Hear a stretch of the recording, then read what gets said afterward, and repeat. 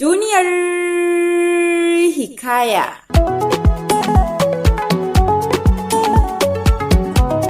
Masu sauraro Assalamu alaikum, barkanmu da warhaka. Sannunmu da sake kasancewa ta cikin shirin Duniyar Hikaya.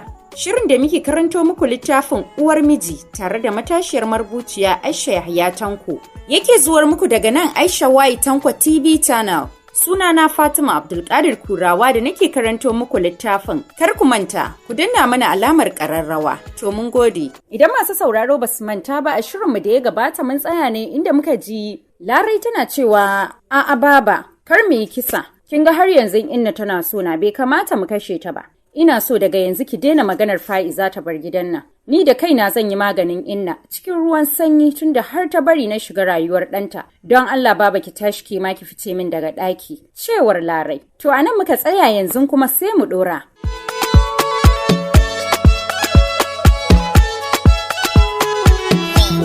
To, abin naki da gaske kike. To zan fita daga cikin ɗakin, amma ki san duk yadda zaki ki nemo kuɗin malam. Duk abin da ake a ɗakin Larai ina ji sosai, ikon Allah sai kallo. Ai kuwa yau ba za ki shigar min ɗaki ba. Kina jin wannan 'yar taki mara mutunci ta koro ni daga ɗakinta. Wai har ta samu bakin magana. Ta samu guri ta zaƙe a gidan ɗana. Kin je kun gama ƙulle-ƙullen ku shine za ki taho kina wani washe min baki kamar kurma ya ga tsirara. To daga yau sai dai ki tattara ko matsanki ki koma gidanki. Tunda ni ma ina da iko a ɗakina. Kamar yadda 'yarki tabbatacciya take da iko a nata ɗakin. Cewar Inna. Ai kuwa yau ba mai fitar da ni daga cikin gidan Auwalu idan ba shi ba, tunda akwai gado na nima a cikin gidan nan. To tunda kin ce haka, idan kin isa, ki shiga ɗakin mu gani, yanzu ki ga aiki da cikawa. To sallamar Awwal ce na ji tare da gyaran murya don haka ya dube su ya ce, wato kun mai da kanku kamar wasu ƙananan yara a ce ba ku da aiki ku sai faɗa? Ya kalli inda baba take tsaye ya soma magana. Ki koma ɗakin ki da zama, amma duk lokacin da kike buƙatar ganin mu kya iya zuwa don na gaji da halin ku ke da Inna. Idon Inna ya kai kan ledar da ke hannun Auwalu, ta saurin kai hannu ta cafke ta kuma makale ta. Saboda son zuciya irin naki Inna, kawai mai gida yi wa matansa tsaraba shine zaki je ki wabce? To ai da sai ki bari ya kai wa Larai nata kasan. In ya so kiyaye abin da kika ga dama da ragowar. Ba fa abinci bane Inna, cewar Auwal.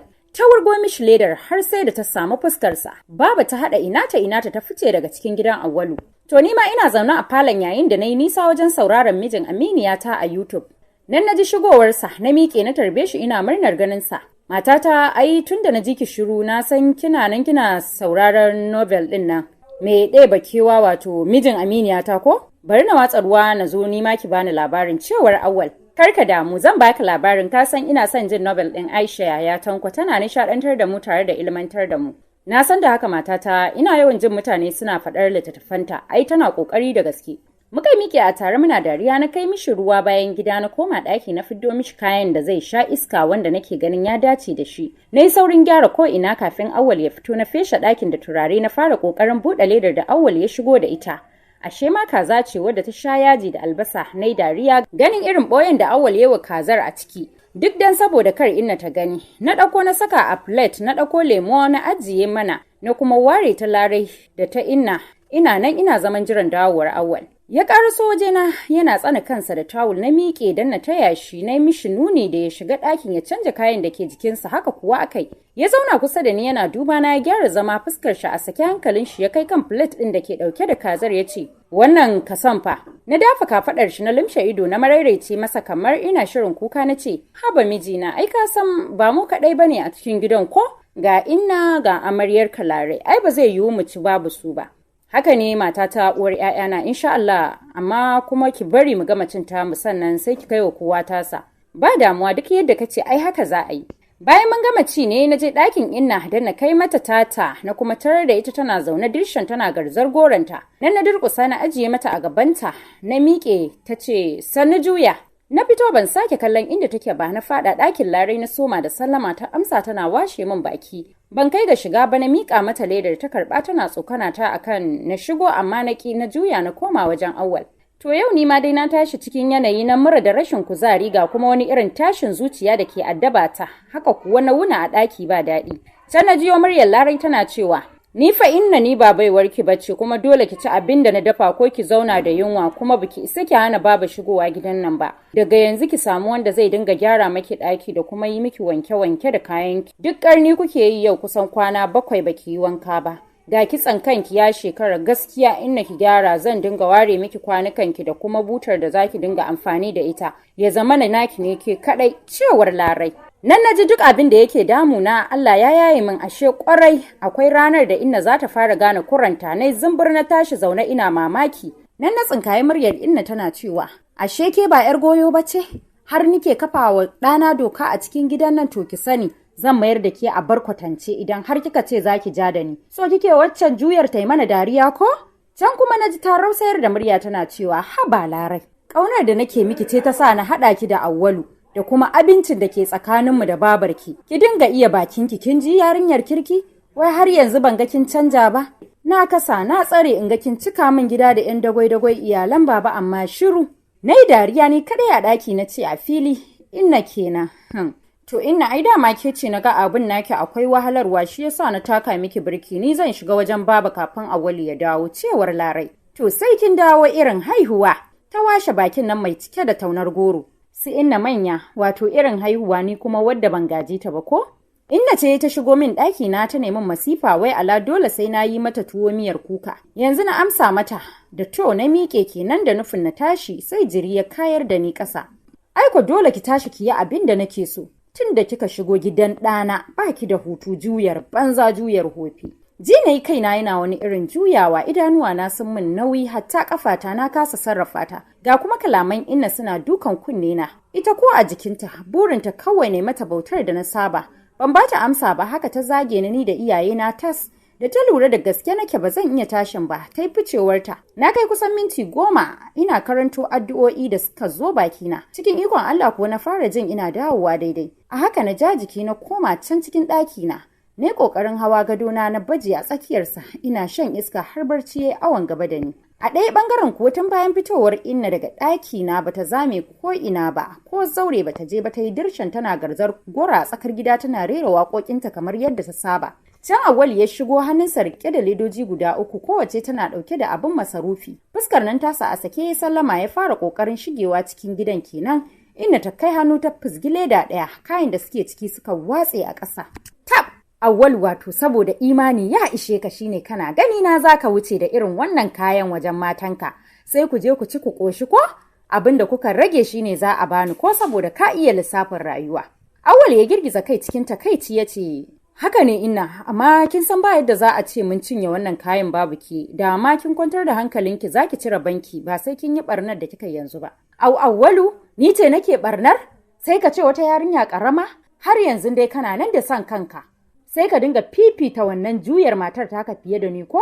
Za ka kasance ba a cikin fushin Allah idan baka dawo hanya madaidaiciya ba. Wai don Allah ina me kike so da ni a cikin gidan nan? Duk abin da kike bukata ina fayi miki amma kuma kin kasa duk abin da kike so ina miki amma kullun cikin ba min laifi kike. Hannu ta sa tana kwashe abin da ta zubar tana kaiwa bakinta ya barta anan tana faman mita. Ya kwalla min kira ya ji ni shiru sai ya nufo cikin ɗakin ya tarar da ni nayi ɗaiɗai akan gado. Ya ajiye ragowar ledojin a ƙasan gadon ya zauna kusa da ni yana shafa goshi na buɗe ido a hankali na tozali da shi. Na sakar mishi lallausan murmushi wanda yake rikitar da shi nan da nan naga idanuwansa sun canja sai na tabbatar sako ya isa gare shi sannan ne na tashi. Fatan dai kina cikin ƙoshin lafiya matata. Na kwashe duk abin da ya faru da ni bayan fitarsa na faɗa masa ya nemi guri ya zauna sannan ya ce ya kamata mu je likita ya duba ni amma na ki amincewa na kuma nuna mishi ba komai na ji sauki sosai kawai dai yanzu kasala ce ke damuna. To can muka ji shigowar Larai da Baba inda Larai ta dage wa ina akan sai ta bar Baba ta zauna a cikin gidan saboda yanayi na damuna ga gidan nasu yayi alamar zubewa aikuwa don dole ina ta amince ba yadda ta iya. Ya kama hannuna yana wasa da shi, ke kika janyo mana, da tuni mun yi nisa da garin nan amma kika ki amincewa. To ai ga irin ta nan inna ta janyo wa kanta abin da yake so ya fi karfinta. Ni da ke kallo ne namu, su je can su karata. Babu abin da ya dame mu dan ba zan yadda a ce za a ci mutuncin matata a cikin gidana ba. Ba zan taɓa lamunta ba saboda ke ce rabin raina kuma rayuwata don haka ba zan iya rabuwa da ke ba. Na kwantar da kaina a kafaɗarsa na ce, na yi ma alkawarin komai wuya ina tare da kai mijina fata na Allah ya bani haihuwa da kai don na cika shi maka farin cikinka cewar Fa'iza.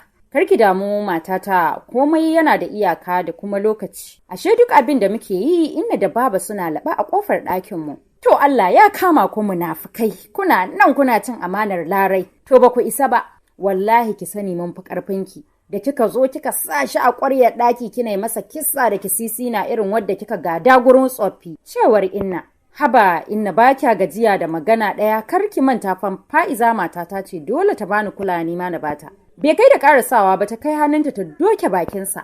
Gaskiya inna kin yi sake da yawa. Ki haifi ɗa da cikinki ya dinga faɗa miki duk abin da ya zo ta. Ai da ni ce. Sai na ga bakin ya fitar ma da jini sannan zan kyale shi. Ita kuma waccan juyar matar tasa da baya ganin kowa da gashi sai ita. Ki ƙara zage dantse a kanta, naga tana son tafi ƙarfinki. Nan da ɗan lokaci ƙanƙani gidan nan zai gagare ki, cewar baba. Ai ko bata isa ba, wace ce ita?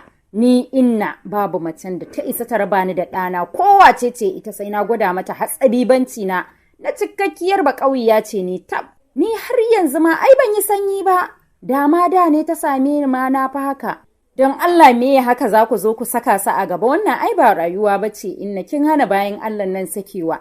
Ke kuma baba idan har za ki biye mata yanzu nan zan kira kawu manga, na sanar da shi duk abin da ake ciki koma ƙauye da zama, cewar Larai. Lallai wuyanki ya isa yanka yarinya.